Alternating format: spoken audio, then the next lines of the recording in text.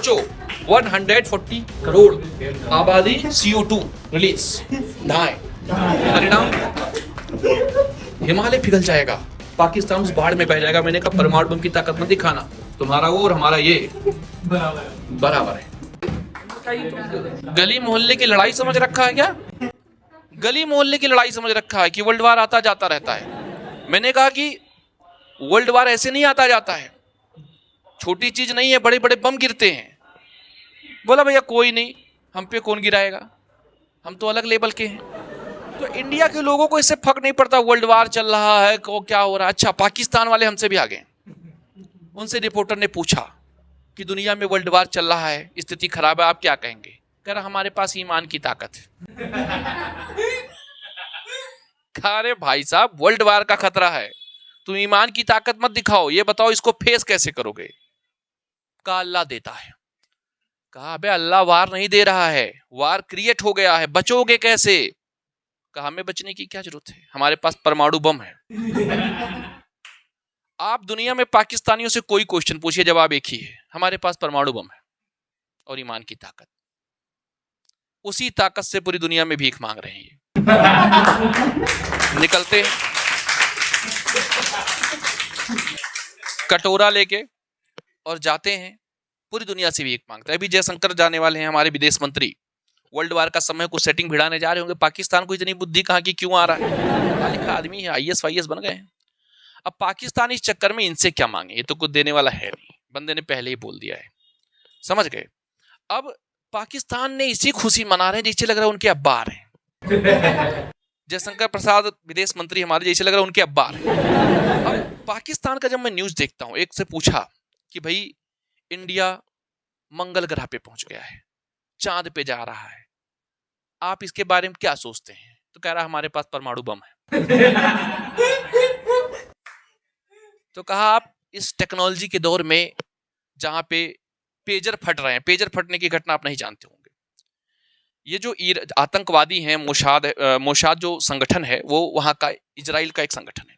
जो आतंकवादी हैं वो मोबाइल इस्तेमाल नहीं कर रहे थे, क्यों? क्योंकि आप जानते हैं फेसबुक किसका है? अमेरिका का। ट्विटर, फेसबुक, इंटरनेट सब उसी का है। पता लगेगा उससे दुश्मनी लोग ऐसे लगाए हेलो, नीचे से हीलो।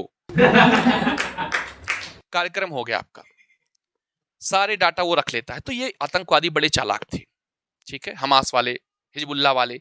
इन्होंने पेजर यूज करना शुरू किया। पेजर बहुत पहले चलता था, 20-25 साल पहले, उसमें खाली मैसेज आता जाता है। वो बोले हम सुरक्षित रहेंगे भैया, अपना फेसबुक, ट्विटर अपने पास रखो, हम मैसेज का आदान प्रदान इससे करेंगे। अचानक से सोचिए कितना, पूरी कहानी लंबी है कि उन्होंने कैसे ये सब फिट किया, कैसे किया, बट अचानक से जेब में रखा है पेजर फट गया धाए से। मैसेज आया, पेजर उठा के देखा, धाए से मुंह उड़ गया। लगातार फटना चालू। उसके बाद रेडियो फट रहा है, पेजर फटा, रेडियो फटे, टेलीविजन फट गए, और भी कुछ फटा। हाँ, उसके बाद जो फटा बड़ा डेंजर। लेटरिंग करने गया था एक आदमी, कमोड में बैठा और कमोड फट गया। आप जो सोच रहे हैं वो भी फटेगा, बट पहले कमोड फटा। आज ये हालत है पूरे आतंकवादी संगठनों की, हिजबुल्लाह की, वहां के लोगों की, कि फटने से पहले उनकी फटी रहती है कि कब क्या फट जाए कोई पता नहीं। पूरे डर मचा हुआ है, ऐसा देश है इजराइल। अब ऐसे, अच्छा, इंडिया को कोई फर्क नहीं पड़ता है किसकी फट रही है, क्यों फट रही है, इंडिया को कोई मतलब नहीं। इंडिया वालों का एक कार्यक्रम नहीं रुकना चाहिए, वो है शादी और IPL मैच। वर्ल्ड वार चल रहा है, ये मैच देख रहे हैं। अच्छा, सट्टा लगाओ जल्दी, 100 रुपया इस पे कमाने में लगे। दुनिया डर में जी रही है, पाकिस्तान ईमान की ताकत से चल। उससे पूछा कि इंडिया टेक्नोलॉजी में आगे निकल रहा है, अभी देखा क्या क्या फटे दुनिया में। टेक्नोलॉजी बहुत जरूरी है, आप बताओ कैसे लड़ोगे? तो कह रहा मेरे पास ईमान की ताकत। तो दूसरे वाले ने बताया कि 17 करोड़ वहां भी हैं, तुम 14 करोड़ ही हो, वहां 17 करोड़ ईमान की ताकत है, तो 14 और 17 में माइनस करो। उधर ज्यादा है 3 करोड़ ईमान की ताकत, तुम्हारे पास कम है, अब बताओ। तो कह रहा हमारे पास परमाणु बम। मैंने उनसे बोला कि भाई साहब पूरी दुनिया के पास है। एक और चीज है कटोरा। कटोरा तो वो स्पेशल है, सिर्फ उसी के पास है। वो गजब हथियार है। कटोरा एक ऐसा हथियार है जिस देश में भी कहते हैं मैं आ रहा हूं, पहले ही मना कर देते भाई साहब आप ना आए, आपसे हम डर चुके हैं। अमेरिका डरता है पाकिस्तान से, अब क्या पता कौन निकले कटोरा लेके पहुंच जाए। अच्छा अभी तो एक न्यूज आई सऊदी अरबिया से। सऊदी अरब ने कहा साफ साफ पाकिस्तान से मुंह खोल के कहा भाई साहब देखो एक रिक्वेस्ट है और आपसे पर्सनल है, मैं जल्दी झुकता नहीं हूं किसी के आगे, लेकिन आज झुक रहा हूं। पाकिस्तान ने बोला क्यों झुक रहे हो? बोला वो बात नहीं है, बात को समझो। बोले क्या बात है? बात कुछ और है। बोले कि मेरे लाल सब करो, भिखारियों को मत भेजा करो अपने देश से। इतने भिखारी हमारे देश में हो गए, आप यकीन नहीं मानेंगे। बढ़िया कुर्ता पैजामा पहन के आदमी रोड पे टहल रहा है, सामने वाला कुर्ता पैजामा पहन के आ रहा है, आपने बोला सलाम वालेकुम, उसने कटोरा दे दिया। कहा कुछ ईमान की बात करो। तो बड़ा गंभीर खतरा है पाकिस्तान दुनिया में, परमाणु बम से भी खतरनाक। जब वो बार बार कहते हैं हमारे पास परमाणु बम है, तो हम कहते हैं भाई हमारे पास भी तो है। कभी हम चिल्लाते हैं रोड पे निकल के, किसी इंडियन से पूछो कि तुम्हारे पास क्या, तो कहेगा परमाणु बम। वो बताएगा टेक्नोलॉजी के बारे में, अपने कल्चर के बारे में। पाकिस्तान के पास सिर्फ एक चीज है, अब वो कहाँ रखा है ये भी नहीं पता। उससे इस मामले में तो उससे अच्छा उसका छोटा चच्चा है किम जोंग, लगता है देखने में गुड बॉय, गोल गोल एकदम। इंडियंस उसको समझते हैं कि इधर आओ थोड़ा सा क्यूट क्यूट बॉय है, खिला ले। Kim Jong. और लोगों को पता नहीं कि कितना डेंजर आदमी है, कहते मेरा क्यूट दिख रहा है, कोरिया का है क्या? बाद में बताना पड़ता है इंडियंस को, पढ़ते कम है कि वो नॉर्थ कोरिया का है, बीटीएस वाले अलग होते हैं। कोरिया बड़ा डेंजर देश है। उसने परमाणु बम बनाया, वो पहले धमकी देता था कि हमारे पास है, अब नहीं कहता है। दुनिया में कई देशों के पास परमाणु बम है, लेकिन वो नहीं कहते हमारे पास परमाणु बम। पाकिस्तान इकलौता ऐसा देश है कि वहां बच्चे और बड़े बुजुर्ग किसी से भी पूछो आपके पास क्या है, तो परमाणु बम। लड़ोगे किससे? ईमान की ताकत से। तो दुनिया बड़े खतरे में है, वर्ल्ड वार चल रहा है। मैं तो सोच रहा हूं कि अगर वर्ल्ड वार हुआ और उसका प्रभाव एशिया में आया तो 2025 में हमारी आबादी और बढ़ सकती है। हमें अलग सोचना है, सरकार गलत सोच रही है। अगर सरकार ने बंकर बना दिए कहीं छुपने के लिए, तो ये मान के चले आबादी और बढ़ेगी।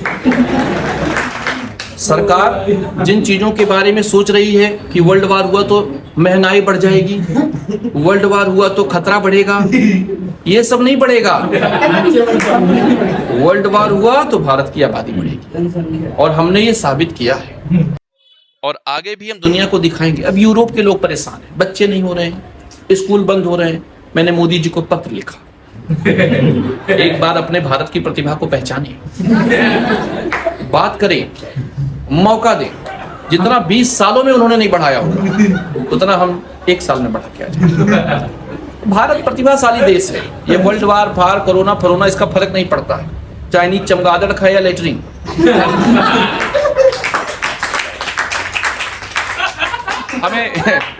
हमें कोई फर्क नहीं पड़ता है। वो कुछ भी खा के कोई भी बीमारी लाए, हमें कुछ नहीं होता। एक तो हम गुटखा खाते हैं, ऊपर से दारू पीते हैं। तो देश हमारा बहुत स्ट्रांग है। अच्छा, ये वर्ल्ड वार जब ये, इसमें तो टीवी चैनलों का रोल बताना भूल गया मैं। टीवी चैनल्स इस देश में अजब अलग लेवल के। देश में महंगाई है, उस पर बातचीत नहीं होती। देश में जीडीपी कहाँ जा रहा है, उन्हें तो एक ही चीज दिखता है, जीडीपी ऊपर जाते हुए, नीचे कभी आता ही नहीं। पता ही नहीं रहता जीडीपी क्या है। ये सब पे बात नहीं होती है, समाज पे बात नहीं, महिलाओं पे बात नहीं। महिला सशक्तिकरण तो बहुत तगड़ा हो गया इस देश में। एक थी हवाई जहाज से गोल्ड लेके चली आई थी, उसके बारे में ज्यादा नहीं बोला, आप लोग जान गए होंगे। देश काफी स्ट्रांग हो चुका है, महिलाएं आगे बढ़ रही हैं। अच्छा हुआ क्या, ये जो न्यूज चैनल वाले ये बहुत डेंजर है। न्यूज चैनल वाले क्या करते हैं, आप सो रहे हैं, अच्छा मतलब आप एकदम फ्रेश मूड में हैं, सोचे कि लाओ न्यूज ऑन करें, कुछ अच्छी बातें। जैसे न्यूज ऑन करेंगे, और इस तरह से 200 मिसाइलों से बहुत तेज हमला हो चुका है वर्ल्ड वार। आप सोचेंगे कि ये तो बड़ा गड़बड़ हो गया, दूसरा चैनल बदलेंगे, दूसरा बताए क्या परमाणु बम फेंकेगा ईरान। भाई साहब परमाणु बम नहीं हो गया, हवाई जहाज हो गया है। वो भी कौन सा, जो बच्चे उड़ाते हैं। ये बना लिया, फेंक दिया, ले इजराइल पे गिर जाके। इतना खतरा है इसमें, मैं डर जाता हूँ न्यूज चैनल देख के। कई बार तो मुझे लगता है मैं वर्ल्ड वार में जी रहा हूँ। नीचे बच्चे पटाखे फोड़ते हैं, मुझे लगा दिल्ली गई। ये हालात। हाँ,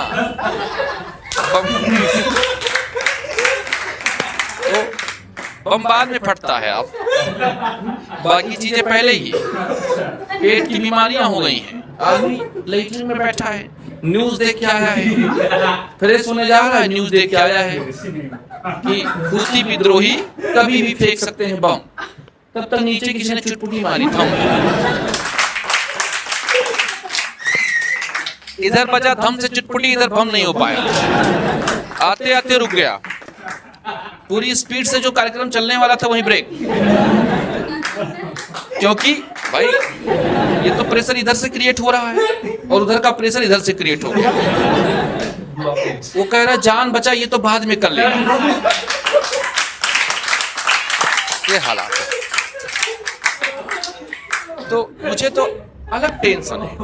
इसलिए आप लोग, अगर मैं ये सलाह देता हूँ कि अगर आपको रात में जाना है, फ्रेश होना है, तो आप कतई ऐसे चैनल्स ना देखें, इंडियन न्यूज चैनल्स।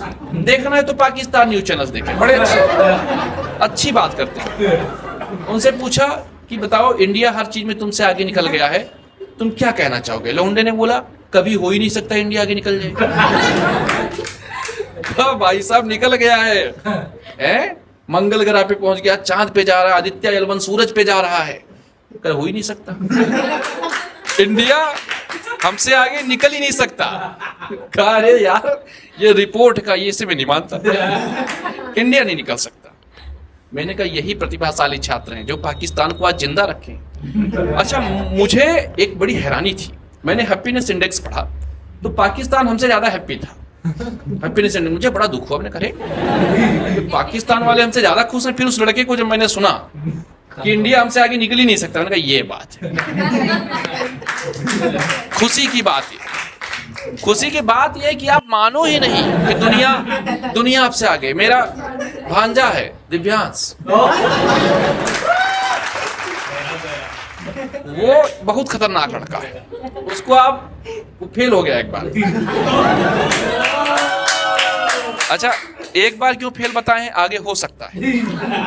तो एक बार फेल हुआ तो लोग उसको बताने लगे फलाने का 94, धमाके का इतना परसेंटेज। उसने लिस्ट निकाली है, 4 लोग फेल हैं, मुझसे पीछे हैं और कम नंबर पाए।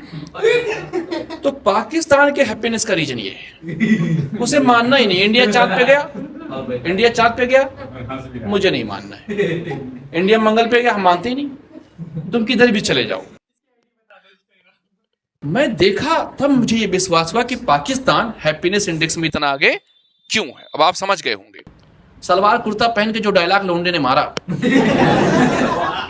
मेरे दिल को छू गया। हाँ, गजब। अच्छा, पाकिस्तान की रिपोर्टर बड़े हिम्मती है। रिपोर्टरों के पास हिम्मत है, वो सीधा मुंह में माइक डाल देते हैं।